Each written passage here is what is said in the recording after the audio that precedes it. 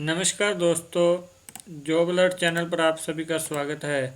सबसे पहले अगर आप इस चैनल पर नए हो तो कृपया करके इस चैनल को सब्सक्राइब कर दीजिए और बेल आइकन पर प्रेस जरूर कर दीजिए ताकि आपको लेटेस्ट अपडेट मिलती रहे time to time.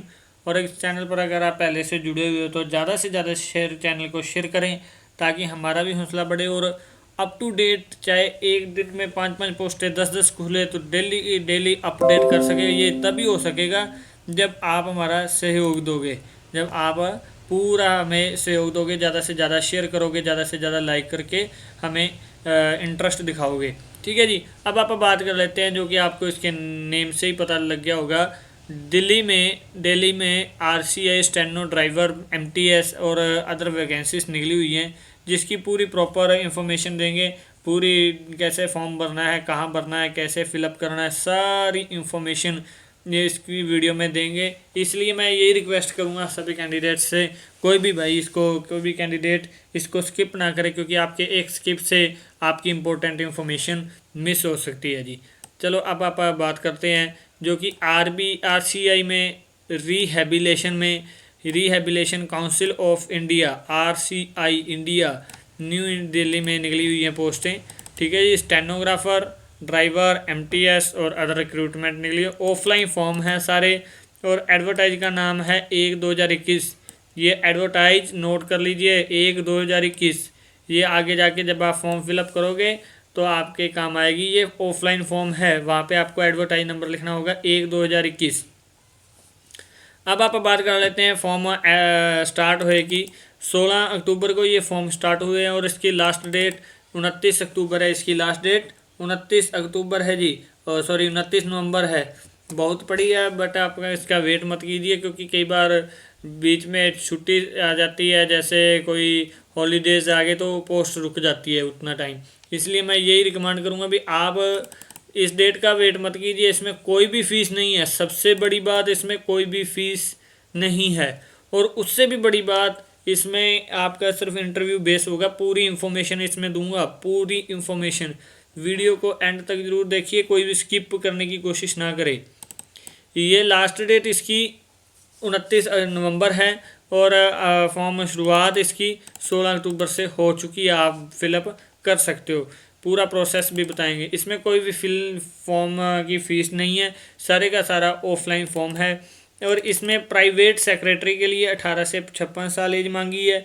Other post के लिए 18 से 25 साल। कब तक होनी चाहिए? 29 नवंबर तक कम से कम 18 साल और ज़्यादा से ज़्यादा 56 साल। और अदर पोस्ट के लिए 18 साल कम से कम 29 नवंबर तक और 25 साल ज़्यादा से ज़्यादा अदर पोस्ट के लिए। सिर्फ एक प्राइवेट सेक्रेटरी की 56 साल मैक्सिमम एज मांगी और किसी की भी नहीं है। अब बात कर लेते हैं फॉर्म फिलअप करके कहाँ पे भेजना है। ये मैं आपको सारा डिस्क्रिप्शन बॉक्स में लिंक प्रोवाइड करवा दूंगा। सेंड एप्लीकेशन टू, डिस्क्रिप्शन जब खोलोगे डाउन में जाके ऐसे मान लीजिए 5-7 स्टेप डाउन में जाओगे तो आपको ये सेंड एप्लीकेशन टू एड्रेस ये लिखा आएगा, member secretary rehabilitation council of India B22। ठीक है जी। और Qutub institutional area new Delhi. ठीक है, ये एड्रेस आपने एनवेलप पर भी लिख के भेजना है। अब आप बात कर लेते हैं जो कि पोस्टें खुली हुई हैं, सब की डिटेल बताएंगे। 5 पोस्टें टोटल में, 5 पोस्टें। पोस्टों की डिटेल में भी देखिए क्योंकि 8वीं पास भी इसमें अप्लाई कर सकता है। क्योंकि कई कैंडिडेट ऐसे भी होंगे जी, एक पोस्ट है जी, नहीं अप्लाई करते, जिनको कॉन्फिडेंस नहीं होगा। और कई ऐसे भी हैं अप्लाई भी करते हैं एक एक पोस्ट के लिए, वो ही सिलेक्ट हो जाते हैं। अब इसमें आप बात कर ले प्राइवेट सेक्रेटरी के लिए तो इन्होंने नोटिफिकेशन अलाउ का बताया। ये नोटिफिकेशन भी आपको मैं बताऊंगा। ये नोटिफिकेशन, ऑफिशियल नोटिफिकेशन इसके डिस्क्रिप्शन में भी आपको प्रोवाइड करवा दिया गया है। और इसकी एक पोस्ट है और जूनियर स्टेनोग्राफर में 10th के साथ हिंदी इंग्लिश स्टेनो की 80 वर्ड पर मिनट टाइपिंग मांगी हुई है। और स्टाफ कार ड्राइवर की एक पोस्ट है जिसमें 10वीं मांगी है, एक वैलिड कार ड्राइवरी लाइसेंस के साथ। डिस्पैच राइडर की है एक पोस्ट है, 10वीं मांगी है वैलिड कार ड्राइवरी लाइसेंस के साथ। और एक पोस्ट एमटीएस की मल्टीटास्किंग स्टाफ की है इसमें भी 8वीं पास मांगी है। सिर्फ 8वीं पास मांगी हुई है, एमटीएस में एक पोस्ट है जी। अब आप थोड़ी सी बात कर लेते हैं इसके डिस्क्रिप्शन बॉक्स, जो कि आपको डिस्क्रिप्शन में प्रोवाइड करवाया नोटिफिकेशन। ऑफिशियली नोटिफिकेशन है जी, ये देख सकते हैं आप, रिहेबिलिटेशन काउंसिल ऑफ इंडिया, ठीक है, जो आपको एडवर्टाइज नंबर बताया 1/2021, यही मैं बार बार कह रहा हूँ, नोटिस कर लीजिए 1/2021, ठीक है जी। और इसमें प्राइवेट सेक्रेटरी की पोस्ट बताई हुई है, इसमें डिप्यूशन है, डिप्यूटेशन होता है भी, मतलब जहाँ पे क्या लें आप नियुक्त हैं कहीं पे तो उसके लिए, क्योंकि अगर आप प्राइवेट सेक्रेटरी हैं तो आपके पास एक्सपीरियंस होगा, नॉर्मल सी बात है, और आपके पास सारी क्वालिफिकेशंस भी होगी। और ये भी मान के चलिए 44,900 यानी कि 50,000 से लेके 14 लाख तक का पैकेज दे रहे हैं। ऐसे नहीं दे रहे, क्योंकि आपके पास पूरी क्वालिफिकेशन होगी तो ही। डिप्यूटेशन के लिए आपको इसमें फॉर्म मैं बता देता हूँ, डिप्यूटेशन के लिए ये आपको एक अलग से फॉर्म भरना होगा, ठीक है। अगर आप फ्रेश में भरेंगे तो ये पहले 3 पेज ही आपको भरने होंगे। ये भी मैं आपको फॉर्म पूरा डिटेल में बताऊंगा। पहले आप आगे की बात कर लेते हैं। जूनियर स्टेनोग्राफर की इसमें 25,000 से लेके 81,000 तक पैकेज है। डायरेक्ट रिक्रूटमेंट है स्टाफ कार ड्राइवर की 19,000 से लेके 63,000 तक। ये भी डायरेक्ट ऑब्जर्वेशन के डिपेंड पर है। डिस्पैच राइटर की भी पोस्टें हैं 19,000 से लेके 19,900 से लेके यानी कि 20,000 से लेके करीबन 63,200 तक। ये भी डायरेक्ट रिक्रूटमेंट। और MTS लाइब्रेरी अटेंडेंट है जी, MTS लाइब्रेरी अटेंडेंट है। लाइब्रेरी अटेंडेंट की फी जो सैलरी है 18,000 से लेकर 56,900 तक का डायरेक्ट रिक्रूटमेंट है। ज़्यादा टाइम वेस्ट ना करते हुए आप मेन पे चलते हैं, जो कि पोस्ट नंबर 1 है प्राइवेट सेक्रेटरी। इसमें क्या कुछ मांगा हुआ है, मेथड है बाय डिप्यूटेशन नियुक्ति के लिए है, ठीक है जी। इसमें आपके पास मैं जो बात बताने जा रहा हूँ ये ध्यान से सुनिएगा। आपके पास अंडर किसी भी central government, state government, university या रिकॉग्नाइज्ड रिसर्च या PSU पब्लिक सेक्टर अंडरटेकिंग या सेमी गवर्नमेंट या किसी भी ऑर्गेनाइजेशन का होल्डिंग होना चाहिए, मतलब एनालॉजी से होना चाहिए भी आपने पहले भी कहीं पर सेक्रेटरी के तौर पर काम किया हो और आपके पास कम से कम रेगुलर का 5 साल का सर्विस एक्सपीरियंस होना चाहिए। और उससे बड़ी बात आपके पास मैट्रिक लेवल 6 का रेगुलर सर्विस का 7 साल का एक्सपीरियंस भी मांगा। और 120 वर्ड पर मिनट स्टेनोग्राफी इंग्लिश और हिंदी में मांगी हुई है। सबसे बड़ी बात जो कि प्राइवेट सेक्रेटरी की है, 120 वर्ड पर मिनट स्टेनोग्राफर में मांगी हुई है। मैक्सिमम एज इसमें 56 साल है। अब अपन नेक्स्ट पोस्ट की बात कर लेते हैं जूनियर स्टेनोग्राफर के लिए। और ये बता दूं ये जनरल में है सारी पोस्ट, ठीक है जी। जिस कैंडिडेट ने ये नोटिफिकेशन पूरा देख लिया वो बार बार मैसेज भी नहीं करेगा, क्योंकि उसको क्लियर हो जाएगा। अगर वही कैंडिडेट मैसेज करेगा जो इस वीडियो को स्किप करता है, क्योंकि स्किप करने से आपका नुकसान होता है, तो आपको इन्फॉर्मेशन नहीं पता लगती। इसमें जो जूनियर स्टेनोग्राफर में है सिर्फ एक पोस्ट है, वो भी OBC की है, अदर बैकवर्ड क्लास की, यानी कि अदर स्टेट से भी ले सकते हैं। इसमें डायरेक्ट रिक्रूटमेंट है। 18 से 25 साल की एज है। Relaxable for government servant up to 35 साल। कोई गवर्नमेंट सर्वेंट है वो उसको 35 साल तक की छूट दी गई है स्पेशली इसमें। और क्वालिफिकेशन की बात कर लेते हैं। कम से कम कैंडिडेट के पास मैट्रिक होनी चाहिए, 10वीं होनी चाहिए, और 80 वर्ड पर मिनट की स्टेनोग्राफी हिंदी इंग्लिश में आनी चाहिए। जैसे मैंने पहले बताया है प्राइवेट सेक्रेटरी के लिए 1 पोस्ट है जनरल की, उसमें आपको 120 वर्ड पर मिनट मांगे हैं, ठीक है जी। और इसमें मांगे हैं स्टेनोग्राफर की पोस्ट में 80 वर्ड पर मिनट हिंदी इंग्लिश में। उसके बाद आप बात कर लेते हैं स्टाफ कार ड्राइवर की। इसमें जनरल की एक पोस्ट है, अदर यानी कि जनरल की वो एक पोस्ट है। इसमें डिप्यूटेशन यानी कि नियुक्ति होगी डायरेक्ट रिक्रूटमेंट से। इसमें 25 साल एक्सीडेड नोट एक्सीडेड भी 25 साल से ज़्यादा एज ना हो।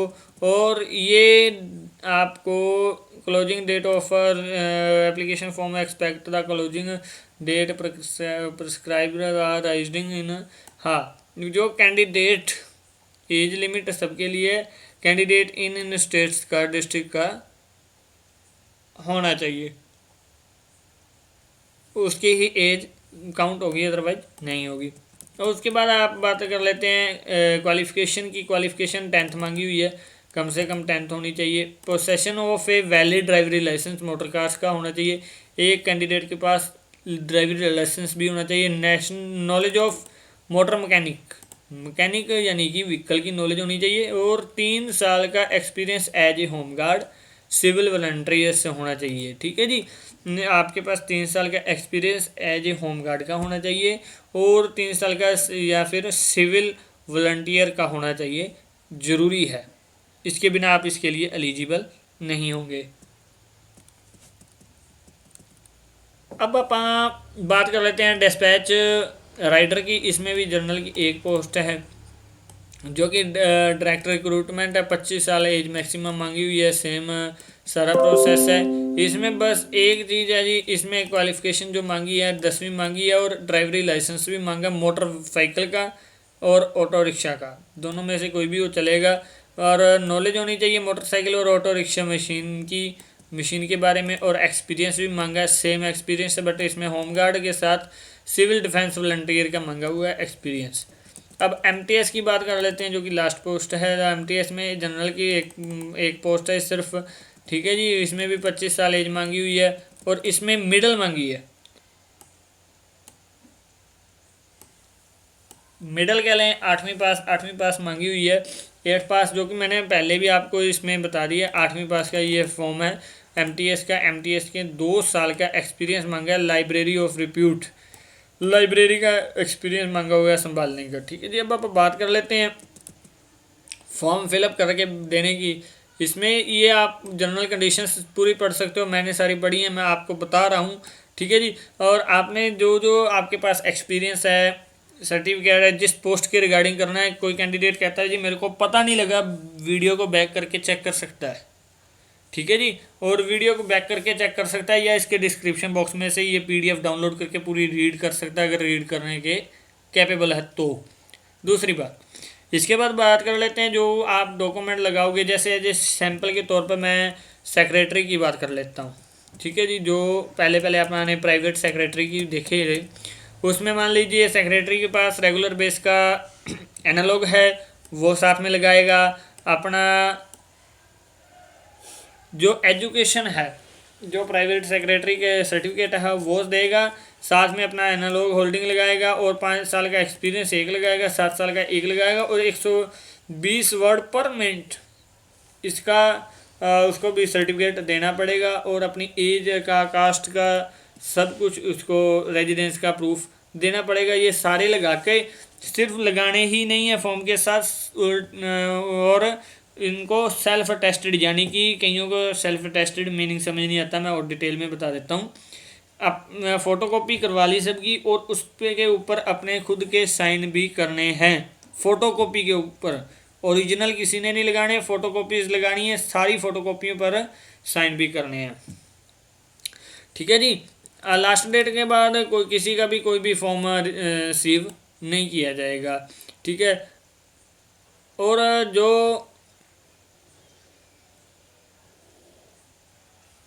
जो कैंडिडेट रिमोट एरिया में आते हैं, जैसे Assam, Himachal Pradesh, Mizoram, Manipur, Nagaland, Tripura, Sikkim, Ladakh division, Jammu Kashmir state, Lahaul and Spiti district, Panaji sub division, Chamba district of Himachal Pradesh, Andaman Nicobar Lakshadweep के, जो भी इसके रिगार्डिंग और भी नोटिफिकेशन कोई आएगी तो मैं इसको आपको इसके डिस्क्रिप्शन में प्रोवाइड करवा दूंगा। टॉप फ्रंट पर बिल्कुल डिस्क्रिप्शन के ऊपर जैसे नाम आता है, डाउन में डिस्क्रिप्शन आता है, टॉप पर जो इन्फॉर्मेशन अपडेट आएगी इस वीडियो में ही मैं उसको सबमिट कर दूंगा। कोई और भी मेरे को पता लगती है तो, क्लियर होती है तो, ठीक है जी।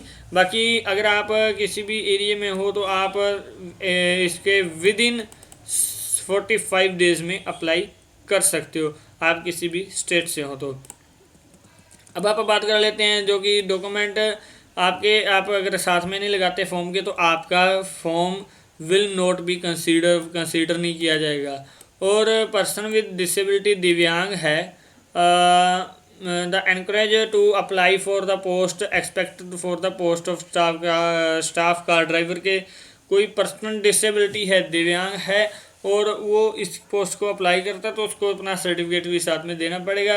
रिलैक्सेशन, एज रिलैक्सेशन चाहिए तो उसका भी सर्टिफिकेट लगेगा। ओबीसी नॉन क्रीमी लेयर का एनसीएल का भी सर्टिफिकेट साथ में देना पड़ेगा जो कैंडिडेट ओबीसी से अप्लाई करेंगे, जो कि ऊपर मैंने एक पोस्ट ही ओबीसी की आई थी। सारे अपने ओरिजिनल माइनर सारे डॉक्यूमेंट देने पड़ेंगे। अगर कोई प्लेंटी सर्टिफिकेट है वो भी आपको देना पड़ेगा। हाँ, बाद में इसका कोई एक्सक्यूजेस नहीं होगा। अगर कोई टीडीए डीए आप विल बी पेड करते हैं तो वो भी आपको देना होगा। ठीक है जी। अब आप बात कर लेते हैं फॉर्म फिलअप की। अगर कोई कैंडिडेट बाद में कहता है सर मेरे को फॉर्म फिलअप करना नहीं आता, तो मैं ये भी रिकमेंड करूँगा मेरे को डेट आउट होने से पहले पहले, यानी कि डेट आउट की बात कर ले तो 29 नवंबर से पहले पहले मेरे को बता दें और मैं ये फॉर्म खुद फिलअप करके कैंडिडेट को बता दूंगा भी आपने इस हिसाब से ये फॉर्म भरना है। एडवर्टाइज नंबर जो कि मैंने आपको पहले भी शायद बता दिया है 1/2021, वो यहाँ पे लिखना है। पोस्ट किस पोस्ट के लिए आप जैसे प्राइवेट सेक्रेटरी के लिए कर रहे हो, एमटीएस के के लिए अप्लाई कर रहे हो, स्टेनोग्राफर के लिए अप्लाई कर रहे हो वो, और यहाँ पे अपनी फ़ोटो लगा के ड्यूली सेल्फ अटेस्टेड इस तरह होते हैं तिरछे साइन जिनको कह लेते हैं सेल्फ अटेस्टेड करने। और उसके बाद अपना फुल नाम भरना है ब्लॉक लेटर्स में, बड़े कैपिटल लेटर्स में, और फादर नेम भरना है और अपना एड्रेस और परमानेंट एड्रेस ये कॉरस्पॉन्डिंग है, ये परमानेंट। यहाँ पे अपना मोबाइल नंबर इस कॉलम में लिखना है। मानते हैं कॉलम छोटा है, ऊपर नीचे करके अपना नंबर लिख दीजिए। यहाँ पे रेजिडेंसी मोबाइल नंबर है तो लिख दीजिए, नहीं तो अपना यहाँ पे मोबाइल नंबर भी लिख सकते हो।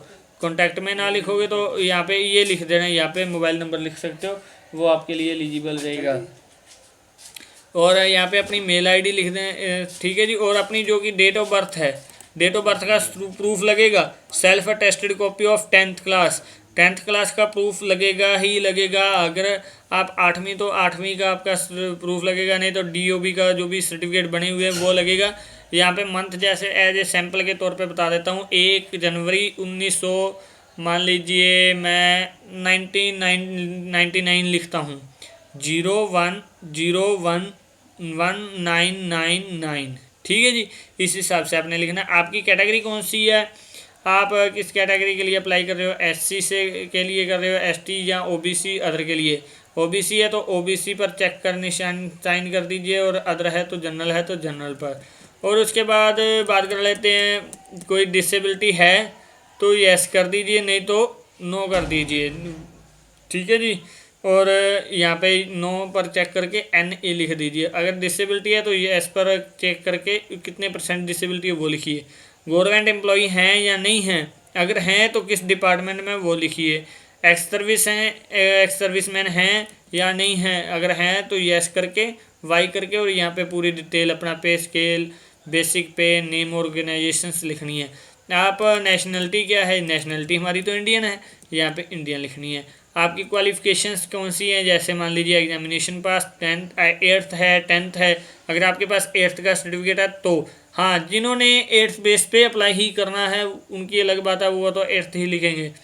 अगर जिनके पास 8th का सर्टिफिकेट नहीं है, 10th है, 12th है, अंडर ग्रेजुएशन है, पोस्ट ग्रेजुएशन, सारी डिटेल इस कॉलम में कॉलम वाइज सीरियल वाइज भर दीजिए अपनी। जैसे मान लीजिए 10th है, HBSC से किया है, HBSC या CBSE से किया है, CBSE कोई भी बोर्ड से किया, उसका पासिंग ईयर कौन सा, DMC के डाउन में लिखा होता है। टोटल मार्क्स कितने हैं, ऑब्टेंड मार्क्स कितने हैं, ये सारा DMC पर मिल जाएगा। और किसी कैंडिडेट को मार्क्स से ऑब्टेंड परसेंटेज नहीं निकालना था, वो मेरे को नंबर भेज सकता है डिस्क्रिप्शन बॉक्स में। टोटल में से ऑब्टेंड कितने किए हैं तो मैं उसका परसेंटेज बना के आपको भेज दूंगा। और CGPA उसके DMC के ऊपर लिखा होता है। सब्जेक्ट की सिर्फ शॉर्ट की लिखनी है, जैसे मैथमेटिक्स के लिए M, साइंस के लिए SC, SC, और इंग्लिश के लिए E, और फिजिक्स के लिए PHY, केमिस्ट्री के लिए CHE। इस तरह शॉर्ट फॉर्म लिखनी है, फुली नाम नहीं लिखना क्योंकि फुली नाम आएगा भी नहीं। अगर किसी ऑर्गेनाइजेशन में आपने काम किया है तो यहाँ पे ऑर्गेनाइजेशन का नाम, कब, कौन, कितने टाइम से कब आपने ज्वाइन किया है, कब तक, क्या पोजीशन थी, डेस्टिनेशन, और नेचर ऑफ ड्यूटी परफॉर्मेंस, आपने एज ए क्या ड्यूटी दी है, पे स्केल क्या था आपका, पूरी डिटेल आपने फिलअप करनी है। If selected specify the minimum joining time required, या अगर आप ये फॉर्म को फिलअप करते हो, अगर नहीं है तो सिंपली यहाँ पे NA बड़ा बड़ा लिख दीजिए, कोई प्रॉब्लम नहीं है। अगर आपने सेलेक्ट किया है तो यहाँ पे अपना ज्वाइनिंग टाइम लिखना होगा, भाई आपने कितने time minimum joining time required किया है, और उसके बाद अपनी डेट, प्लेस और यहाँ पे अपना नाम फिलअप कर दीजिए। और उसके बाद बात कर लेते हैं जो मैं कह रहा था आपको एक्स सर्विसमैन के डिटेल के बारे में। उन्होंने ये पोस्ट अप्लाई करनी है, ये फॉर्म फिलअप करना है डिप्यूटेशन के लिए। डिप्यूटेशन जो कि मैंने आपको पहले भी बताया था, ये देखिए पहली पोस्ट है डिप्यूटेशन की सिर्फ, ठीक है, बाकी सारी की सारी डायरेक्टर पे हैं। और ये भी मैं कंफर्म करके आपको जल्दी ही बता दूंगा अभी डिप्यूटेशन सबके लिए है या सिर्फ एक के लिए। मैं तो ये रिकमेंड करूंगा अभी आप, अगर लास्ट में आपको ये भी क्लियर कर देता हूँ। और किस पोस्ट के लिए आप अप्लाई कर रहे हो, अगर आप एक्स सर्विसमैन हो तो यहाँ पे पोस्ट नाम लिख दीजिए, एडवर्टाइज नंबर जो कि मैंने आपको एडवर्टाइज नंबर बताया है 1/2021, ये आप इसके डिस्क्रिप्शन में देख सकते हैं। और यहाँ पे अपना नाम, ब्लॉग लेटर यानी कि कैपिटल लेटर में, मोबाइल नंबर, मेल आईडी और अपने फादर का नाम, अपना डेट ऑफ बर्थ, ठीक है, जो आपको मैंने ऊपर ईरा बताया था उसी हिसाब से, और डेट ऑफ रिटायरमेंट। ये से मेन एक्स सर्विसमैन कैंडिडेट्स के लिए है। जो एक्स सर्विसमैन हैं ये मैं बता दूं, ये ज़रूरी नहीं है, सबने नहीं भरना। जिन कैंडिडेट्स जो एक्स सर्विसमैन है, क्योंकि 55-60% एज मांगी हुई है प्राइवेट सेक्रेटरी में, उनके लिए ये फॉर्म भरना कंपलसरी है। अगर स्टेट गवर्नमेंट से या सेंट्रल गवर्नमेंट से एक्स सर्विसमैन है तो उसका पूरे का पूरा वेरवा लिखना है, डिटेल्स लिखनी है, एजुकेशन क्वालिफिकेशन अपनी लिखनी है। जो असेंशियल है, असेंशियल 3 ज़रूरी हैं भी, आपने क्या एक्सपीरियंस किया है, कहाँ से किया है, कौन से में, और कितने टाइम के लिए। और 2 कॉलम डिजायरेबल दिए हुए हैं। डिजायरेबल मतलब प्रेफरेंस दी जाएगी, अगर कोई कैंडिडेट हाई एक्सपीरियंस का भी आ जाता है तो उसको प्रेफरेंस दी जाएगी। आप मान सकते हो भी अगर 50,000 सैलरी देंगे तो पूरी डिटेल भी मांगेंगे। और कौन सी ऑर्गेनाइजेशन में किया है, आपकी पोस्ट क्या थी, कब से कब तक आपने किया है, और आपका पे स्केल क्या था, नेचर ऑफ ड्यूटी क्या थी, ये जो एक्स सर्विसमैन है उनको बखूबी पता होगा। और आप परमानेंट एज एक्स सर्विसमैन हैं, एड हाउस पर थे या टेम्परेरी बेस पे थे, ये आपने यहाँ पे लिखना है। ये सारे बेसिस कॉन्ट्रैक्ट बेसिस है, इनिशियल डेट अपॉइंटमेंट है, पीरियड ऑफ अपॉइंटमेंट है, कॉन्ट्रैक्ट बेसिस पर है, नेम ऑफ पेरेंट ऑफिस है, वो सारे आपने ये डिटेल यहाँ पे फिलअप करनी है, ठीक है जी। प्रेजेंट एम्प्लॉय कहाँ पे हैं, आप वर्क कहाँ पे करते हैं, कौन से एरिया में करते हैं। अगर इनमें से कोई भी यूनिवर्सिटी या कोई भी गवर्नमेंट सेक्टर नहीं है, अदर पर क्लिक करके अपनी पूरी डिटेल फिलअप कर दीजिएगा, ठीक है जी। और please state whether you are working in the same department, कहीं में काम कर रहे हो तो उसकी डिटेल देनी है। आप पे ले रहे हो तो उसकी डिटेल देनी है। Total and per month now drawn कितने निकाल रहे हो, कितना कर रहे हो, पूरी डिटेल आपने इसमें, जो एक्स सर्विसमैन है उनको पता होगा। और कौन सी कास्ट से बिलोंग करते हो वो लिखना है। आपका लेवल कौन सा है, लो विजन है, हाई विजन है, वो डिटेल लिखनी है आपने। और यहाँ पे कैंडिडेट जो कि एक्स सर्विसमैन है सिर्फ उन्होंने भरना है, यहाँ पे डेट भरनी है, यहाँ पे अपना एड्रेस, यहाँ पे अपना सिग्नेचर, ठीक है जी। एम्प्लॉयर विद सेल, यहाँ पे जहाँ से आप रिटायर्ड हुए उनकी डिटेल आएगी, ठीक है जी।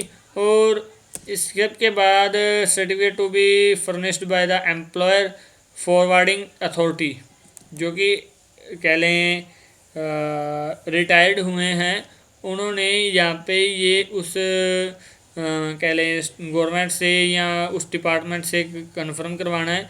ये डिक्लेरेशन उनके लिए, एक्स सर्विसमैन के लिए भी, बंदे ने कोई भी प्लंटी नहीं है, कोई विजिलेंस नहीं है, कोई कोई भी इस बंदे का मिसबिहेवियर नहीं है। ऑर्गेनाइजेशन का नाम कितने सन में है, इसके पास कोई भी डब्ट नहीं है, ये बंदा श्योर है, कोई प्लंटी नहीं है, कोई क्लेम नहीं किया, कोई भी इसने कह लें इस पर कोई FIR वगैरह नहीं है। सारी की सारी कॉपीज़ भी लगानी है, 5 ईयर का अपने एक्सपीरियंस भी लगाना है, जो कि मैंने पहले भी आपको बताया था। प्राइवेट सेक्रेटरी में ही 5 ईयर का एक्सपीरियंस मांगा है, तो ये एक्स सर्विसमैन की बात है इन शॉर्ट, ठीक है जी। अगर आप फॉर्म फिलअप करना चाहते हो तो आपका फॉर्म मैं ये बता देता हूँ, इसके डिस्क्रिप्शन में ये फॉर्म भी आपको पूरा अलग से प्रोवाइड मैंने करवा दिया है, वहाँ से आप डाउनलोड करके आपको इसको फिलअप कर सकते हो। ये जो पहले 3 पेजेस हैं, सिर्फ 3 पेजेस फ्रेश कैंडिडेट ने भरने हैं। अगर कोई एक्स सर्विस मैन है, वो एक्स सर्विस मैन ने ये सातों के सातों पेज फिलअप करने हैं, क्योंकि एक्स सर्विस मैन वही होगा जो प्राइवेट सेक्रेटरी होगा, और प्राइवेट सेक्रेटरी की 56 ईयर एज मांगी हुई है। ठीक है जी, 56 ईयर एज मांगी हुई है। तो उसकी सैलरी स्केल भी आपको दिखा दिया था मैंने। ठीक है जी, ये देखिए 44,000 के करीबन है। तो उसने ये सातों के सातों फॉर्म फिलअप करने हैं। अगर कोई कैंडिडेट फ्रेश भरता है तो उसने सिर्फ पहले 3 पेज फिलअप करने हैं, 3 पेज हैं फॉर्म के, सिर्फ वही फिलअप करने हैं। ये देखिए, ये यहाँ तक, बस ये तीनों पेज का प्रिंट चाहे फ्रंट बैक में निकला लीजिए, कोई दिक्कत नहीं है। तो तीनों के तीनों पेज फ्रेश ने भरने हैं। और अगर कोई एक्स सर्विसमैन है तो उन्होंने सातों के सातों फॉर्म के पेज प्रिंट आउट कर निकाल के अपने एक्सपीरियंस, अपने सर्टिफिकेट, अपनी क्वालिफिकेशंस सब कुछ साथ में लगा के एक फ़ोटो अटैच कर कह लें फर्स्ट पेज पर लगा के आप उसको ग्लू से चिपका सकते हो और उस पर क्रॉस साइन करने हैं। और एक फ़ोटो वैसे भी आप अटैच करके फॉर्म के लास्ट में दे सकते हो। और सारे के सारे डॉक्यूमेंट, कास्ट सर्टिफिकेट, आपका एक्सपीरियंस, आपकी क्वालिफिकेशंस सारे इसके साथ फ़ोटो कॉपी लगा के सब पर साइन करके आपने इस एड्रेस पर फॉर्म को सबमिट करना है। एनवलप में डाल के फिक्स करके इस एनवलप को के ऊपर ये एड्रेस लिख के आपने सेंड करना है। और सेंड फॉर्म 29 तारीख से पहले पहुँचे। रिस्ट्रिक्शन यही है भी पूरी की पूरी डिटेल लिखी हो, विदाउट सिग्नेचर कोई फॉर्म सबमिट नहीं माना जाएगा, डिक्लाइन हो जाएगा। कोई फ़ोटोकॉपी को जेन्युइन नहीं माना जाएगा अगर आपने सेल्फ टेस्टेड नहीं की है। उम्मीद करता हूँ इस वीडियो में सारी की सारी डिटेल्स आपको कंफर्म होगी और सारी की कोई भी प्रॉब्लम नहीं आएगी।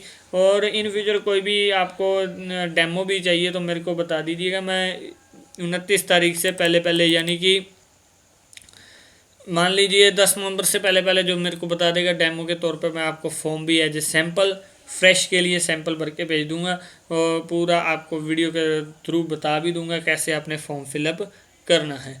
उम्मीद करता हूँ ये वीडियो अच्छी लगी। अगर आप वीडियो अच्छी लगी है तो आप इस चैनल पर अगर नए हो तो कृपया करके चैनल को सब्सक्राइब करके बेल आइकन प्रेस जरूर कर दें ताकि अप टू डेट भी हो आपको वीडियो मिले।